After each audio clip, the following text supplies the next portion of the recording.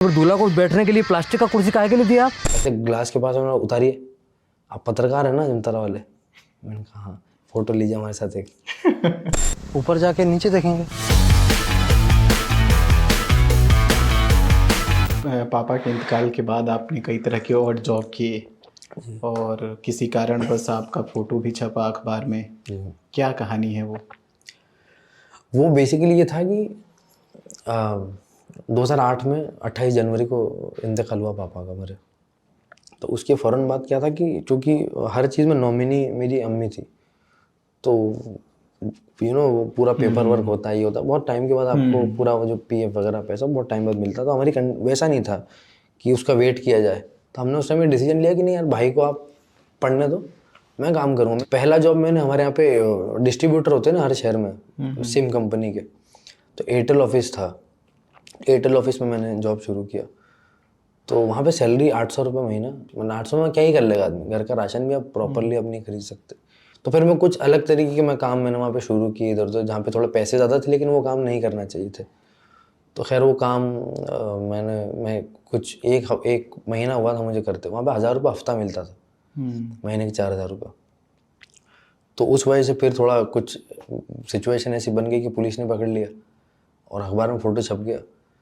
तो जब अखबार में फ़ोटो छापा तो उसमें ये लिखा था कि आसिफ खान वल्द अयूब खान, हिंदी अखबार था वो, कि आसिफ खान वल्द अयूब खान इसी सिचुएशन में यहाँ पे पकड़ लिया।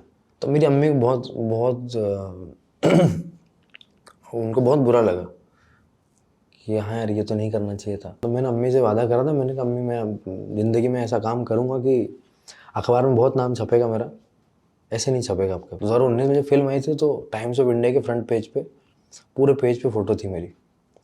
तो मैंने अम्मी को फ़ोटो भेजा, मैंने कहा अम्मी मेरी फ़ोटो छपी फ्रंट पेज पे। तो उन्होंने कहा कि इसकी कॉपी मंगाओ और बहुत सारी 7-8 कॉपी मंगाओ इसकी। से आए हैं आप, सवाल पे सवाल किए जा रहे हैं। तो आप 11वीं करके फिर मुंबई चले गए हैं? जी यार। और थोड़ा सा शुरुआती दिनों के बारे में बताना चाहेंगे मुंबई के? तो बेसिकली मैं 3 बार बॉम्बे गया हूँ। पहली बार बॉम्बे गया तो मेरी एक रिश्तेदार थी, उनके घर पे मैं गया। उन्होंने मुझे 5-6 दिन रखा अपने घर पे, और छठे दिन उन्होंने मुझे कह दिया कि मेरा, आपकी बुआ? हाँ, कि मेरे लैंडलॉर्ड की थोड़ी दिक्कत है तो तुम जाओ, मैं तुम वापस बुला लूँगी।